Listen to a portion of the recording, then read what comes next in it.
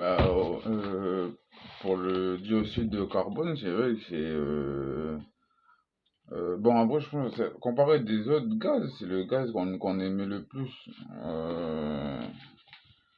par rapport au transport et puis l'électricité qu'on utilise.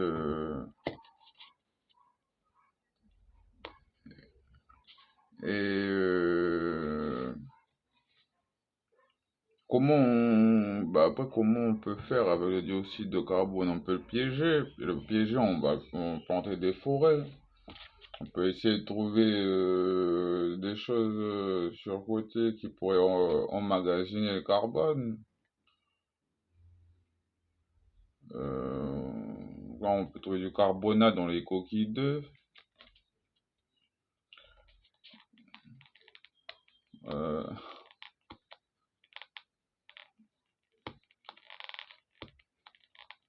et pour le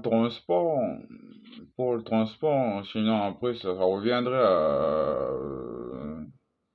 à un petit rover comme sur Mars ou la cabine de fumeur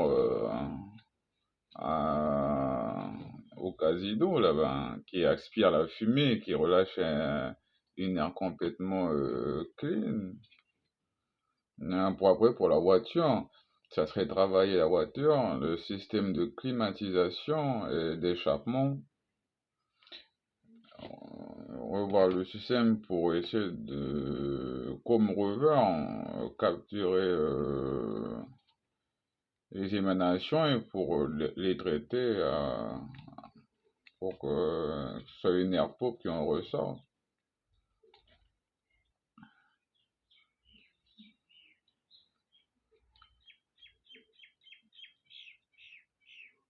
Ah oui, c'est principalement nos habitudes. Après, voilà, c'est des petits jeux de ta vie de tous les jours qui vont changer, qui vont faire des grands mouvements.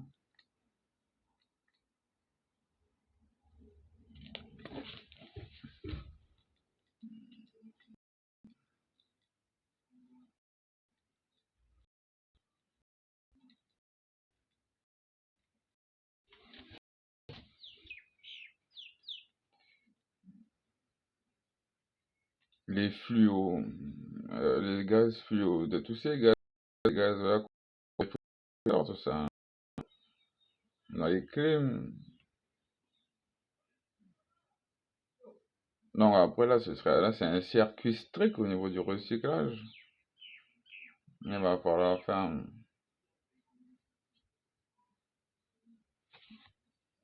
Même, on pourrait aussi recycler toutes les voitures, hein.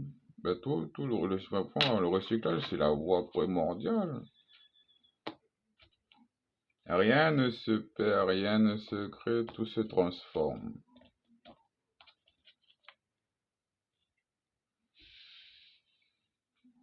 C'est vrai que les gaz fluo, comparés au dioxyde de carbone, ils sont beaucoup plus nocifs.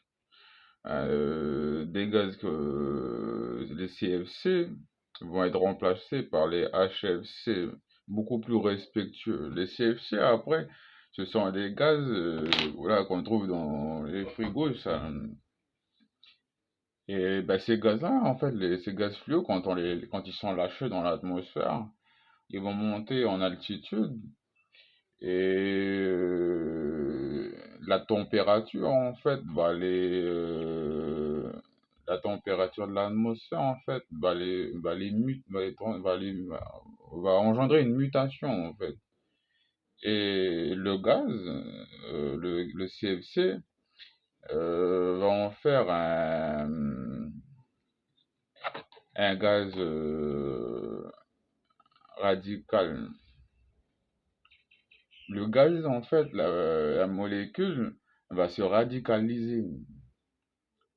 Et en se radicalisant, enfin, on dit radicaliser parce qu'elle va, avec en contact du froid, elle va se radicaliser et elle va bouffer, en fait, d'autres gaz. Et l'autre gaz qui est bouffé, c'est l'ozone. Et en fait, enfin, ces gaz au contact du froid, se radicalisent et de là, ils vont ronger la couche d'ozone. Non, on réchauffe le climat. On réchauffe le climat. On réchauffe le climat, donc ça évite à ces gaz CFC de se radicaliser et de bouffer la couche d'ozone. Mais on essaie de refroidir le climat pour pas que ouais. Ah, là, au niveau des gaz, voilà, parce qu'en fait, ces gaz fluo, là, voilà, ils se radicalisent et ils vont bouffer la couche d'ozone. La couche d'ozone, elle est importante au niveau de enfin, de la protection, hein, c'est les UV. Vous savez, on est hors de, si on n'a pas d'atmosphère, on va cramer avec le soleil. Hein, c'est tout, c'est extrêmement important. Il faut préserver cet équilibre parce qu'à partir du moment où un élément va se déstabiliser et ne tiendra plus en place, on va tout chambouler. Ça va se restabiliser, se stabiliser, pour recréer un autre équilibre. Et ce qui sera, ben, est-ce que ce nouveau équilibrage nous sera profitable ou pas? Et voilà, parce que comme l'atmosphère des dinosaures, c'était vraiment pas le même que le nôtre aujourd'hui. Hein. Ah, constante évolution et adaptation, à nous aussi de suivre la cadence, notre cadence.